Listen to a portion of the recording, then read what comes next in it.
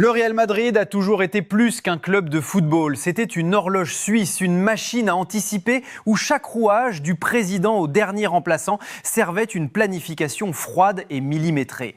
Mais aujourd'hui, en ce mois de mai 2026, l'horloge s'est arrêtée. Pour la première fois dans l'histoire moderne des merengues, le club le plus titré au monde donne l'image d'une institution qui navigue à vue, sans boussole et sans capitaine. Ce que nous vivons n'est pas une simple mauvaise passe sportive, c'est une débandade structurelle qui touche au cœur même de l'identité madrilène. L'ironie est cruelle. Alors que le Real se targuait d'être le club qui planifiait ses mercatos 2 ans à l'avance, souvenez-vous des dossiers Bellingham ou Tchouaméni bouclés avec une sérénité désarmante, nous voici à l'aube d'un été crucial sans savoir qui sera sur le banc ni avec quels moyens le club pourra reconstruire. Pourquoi ?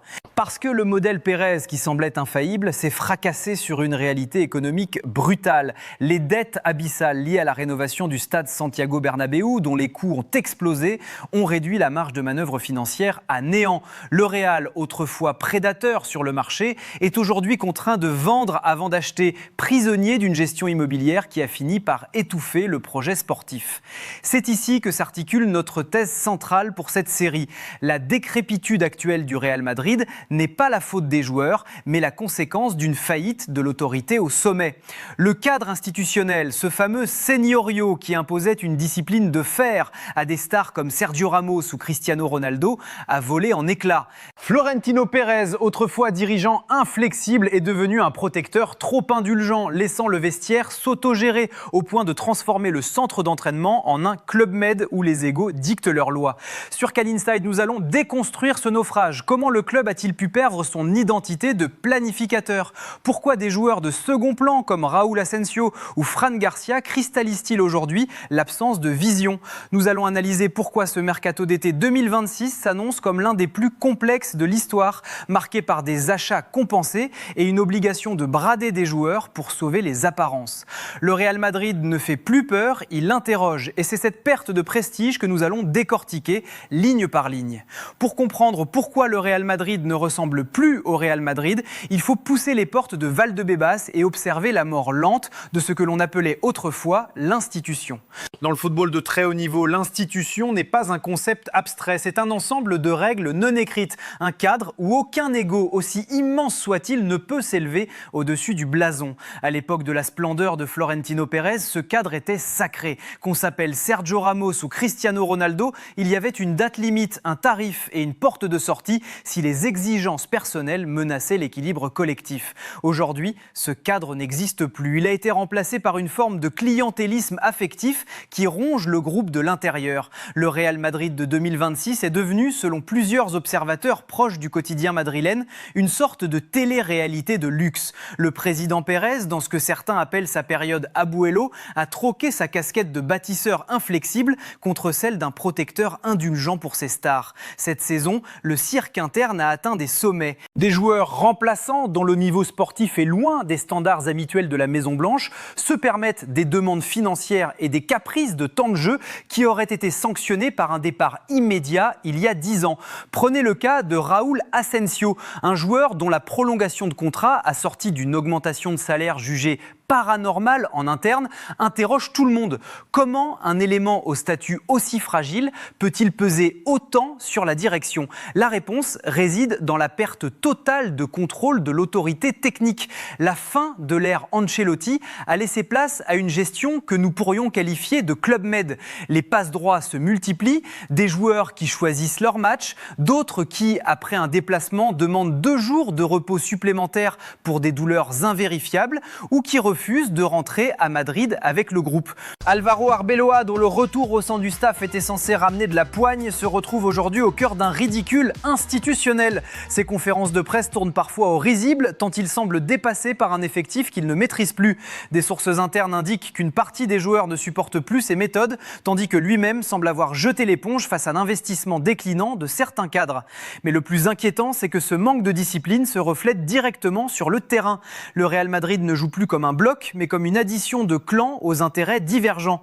L'arrivée de Kylian Mbappé, loin de stabiliser l'attaque, a créé un embouteillage tactique et des crispations d'ego. Qui doit jouer à gauche? Qui doit occuper l'axe? Les consignes de la direction, interférant parfois directement avec les choix du coach pour Quatemproix protéger l'investissement, empêchent toute cohérence. On se retrouve avec des joueurs comme Vinicius ou Bellingham qui, frustrés par leur positionnement ou jaloux des avantages accordés aux autres, finissent par jouer leur propre partition. Le vestiaire ne s'est pas encore transformé en champ de bataille ouvert, les joueurs ne se détestent pas, mais il est miné par les non-dits et les jalousies de cours de récréation. C'est une débandade humaine avant d'être tactique. Dans l'histoire du Real Madrid, le vestiaire a toujours été tenu par des figures dont la légitimité ne souffrait aucune contestation. De Hierro à Raúl, de Casillas à Sergio Ramos, il y avait toujours un relais direct entre la présidence et le terrain. Aujourd'hui, en 2026, ce relais semble brisé. Et c'est peut-être là le signal le plus inquiétant de cette débandade. Le vide sidéral en matière de leadership vocal et exemplaire. Car si le talent pur abonde dans cet effectif, l'autorité, elle, s'est évaporée dans les méandres des intérêts personnels et des stratégies de communication individuelles. Le constat est frappant. Les leaders naturels d'hier sont soit absents, soit réduits au silence. Dani Carvajal, autrefois garant de l'identité madrilène, se trouve dans une situation floue entre ses velléités de départ vers le golf pour rejoindre ses amis et une relation que l'on sait extrêmement fraîche avec Alvaro Arbeloa. Son poids dans le vestiaire n'est plus ce qu'il était. David Alaba, dont la voix portait tant à son arrivée, a perdu sa légitimité de terrain suite à ses blessures répétées. Quant à Thibaut Courtois, d'ordinaire si vocal pour recadrer ses partenaires, il semble s'être muré dans un mutisme de résignation, observant la chute sans plus chercher à intervenir. Et c'est là que le paradoxe devient fascinant, pour ne pas dire tragique. Le véritable patron de cette équipe sur le terrain, celui qui tente de faire monter le bloc et d'insuffler une âme défensive, c'est Éder Militão. Le Brésilien est devenu, par la force des choses, le seul leader technique et mental de l'arrière-garde. Observez bien le comportement d'Antonio Rüdiger. Lorsqu'il est associé à Militão, il redevient ce défenseur d'élite, serein et discipliné. Mais dès que Militão manque à l'appel, Rüdiger semble incapable d'assumer seul le costume de patron, laissant transparaître une fébrilité qui contamine tout le bloc. Le leadership ne se décrète pas, il s'incarne et aujourd'hui, Militão est bien seul pour porter cette charge. Ce vide profite à l'émergence d'une ambiance que l'on pourrait qualifier de toxique, nourrie par des jalousies de cours de récréation. Il n'y a pas de haine ouverte, mais une accumulation de non-dits dévastateurs. Les clans se forment non pas par affinité footballistique, mais par proximité avec le pouvoir. On observe des tensions sourdes autour des statuts. Jude Bellingham, dont l'exigence et l'envie de gagner sont réelles, finit par s'agacer de l'investissement aléatoire de certains. A l'inverse, des joueurs comme Rodrigo ou Vinicius se crispent sur leurs prérogatives tactiques, craignant que l'ombre de Mbappé ou l'émergence de jeunes comme Arda Güler ne viennent rogner leur temps de jeu ou leur influence auprès du président. Le cas Güler est symptomatique de ce cirque. Un temps perçu comme le chouchou de la direction, il a été la cible d'une forme d'ostracisme de la part de certains cadres qui voyaient en lui une menace pour leur confort. Ce n'est que lorsqu'il a commencé à être décisif en Ligue des Champions que ces mêmes joueurs ont changé de discours, l'appelant soudainement Hermano devant les caméras. Ce manque de sincérité, ce besoin permanent de jouer une scène pour l'image et pour plaire au patron tout en haut, empêche la création d'un véritable groupe. Le Real Madrid ne meurt pas d'un manque de football, il s'étouffe dans ses propres enfantillages, protégé par une direction qui préfère faire l'autruche plutôt que de trancher dans le vif. Pour comprendre la paralysie qui frappe le Real Madrid en ce printemps 2026, il faut lever les yeux vers les structures d'acier du nouveau Santiago Bernabéu.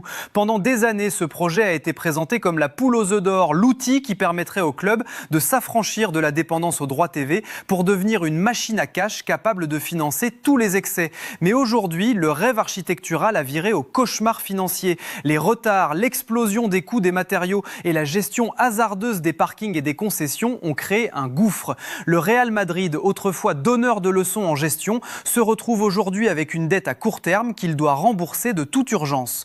Et cette réalité comptable a une conséquence immédiate, brutale. Le sportif est devenu la variable d'ajustement. C'est ici que l'on mesure l'ampleur de la débandade. Historiquement, quand le Real traversait une saison blanche ou une crise de résultats, Florentino Pérez sortait son carnet de chèques pour s'offrir une galactique et détourner l'attention. Mais cet été 2026, cette stratégie est impossible. La marge de manœuvre est si réduite que le club ne peut plus se permettre d'erreurs de casting pour acheter ce milieu de terrain et ce défenseur central dont l'effectif a désespérément besoin, le Real doit d'abord brader ses actifs. Le club est contraint de mettre sur le marché des joueurs comme Fran Garcia, Dani Ceballos ou même d'espérer des offres venues du Golfe pour des éléments comme Raúl Asensio.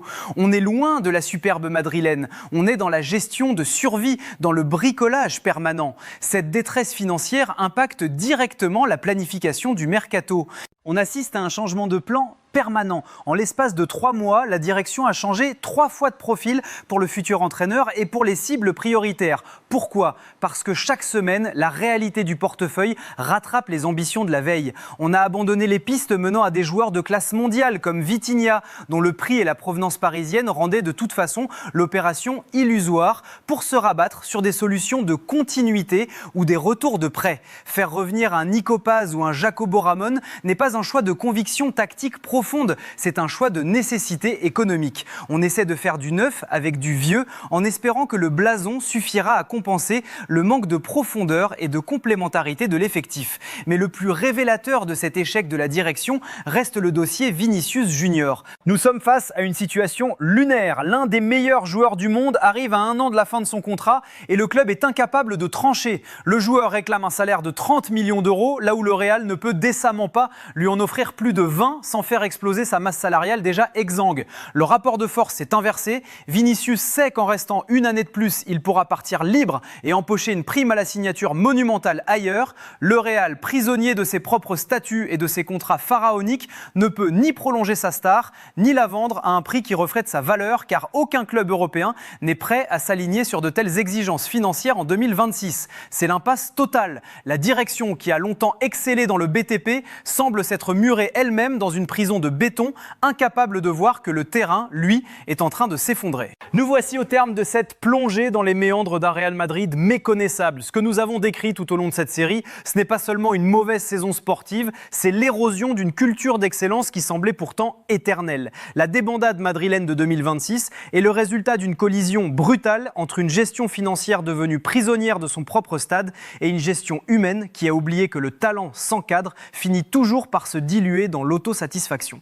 Le prochain Classico face au FC Barcelone de Hansi Flick ne sera pas un simple match de prestige. Il sera le miroir déformant de 2 trajectoires opposées. D'un côté, un Barça qui, malgré ses propres difficultés passées, a su retrouver une identité claire, une discipline tactique de fer et une promotion de la jeunesse par conviction. De l'autre, un Real Madrid qui semble avoir perdu son âme en essayant de protéger ses privilèges. Si les résultats tournent à la correction pour la Maison-Blanche, la direction n'aura plus d'autre choix que d'arrêter de faire l'autruche.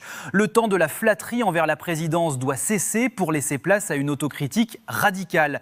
L'annonce imminente du nouvel entraîneur sera le premier signal fort. Le club va-t-il enfin opter pour un profil de bâtisseur capable de restaurer la discipline, quitte à froisser quelques égos stellaires, ou va-t-on se rassurer avec un profil patte douce, un manager sélectionneur dont la mission principale sera de maintenir une paix sociale de façade? En coulisses, le nom d'Allegri ou le spectre d'un retour de Mourinho flotte comme les derniers remparts d'une autorité perdue. Mais un entraîneur, aussi prestigieux soit-il, ne pourra rien si la structure administrative ne lui redonne pas les pleins pouvoirs sportifs. Le Real Madrid de 2026 est à la croisée des chemins. Il peut choisir de s'enfermer dans son logiciel ancien, celui des Galactiques et de l'image à tout prix, au risque de devenir une version dorée mais stérile de la Milan AC des années sombres. Ou il peut accepter de redevenir ce club proactif, capable de prendre des décisions impopulaires pour le bien de l'institution.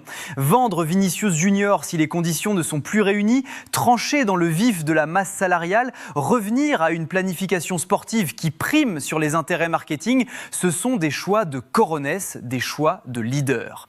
Sur Can Inside, nous resterons attentifs à ces signaux faibles qui définiront le Real de demain. Car au-delà des trophées et des records, ce qui fait la grandeur de ce club, c'est sa capacité à se réinventer dans la douleur. Mais pour cela, il faut d'abord accepter de voir la vérité en face, aussi cruelle soit-elle. Et vous, quel est votre diagnostic ? Pensez-vous que Florentino Pérez a fait l'erreur de trop avec ce stade au détriment du sportif? Croyez-vous qu'un nouvel entraîneur puisse, à lui seul, restaurer l'autorité dans ce vestiaire fragmenté? Ou craignez-vous que la toxicité de cette fin de saison ne soit que le début d'un déclin plus profond? Le débat est ouvert et comme toujours, nous l'attendons riche, argumenté et respectueux de la complexité de ce club unique. Merci de nous avoir suivis, prenez soin de vous et gardez l'œil sur le jeu.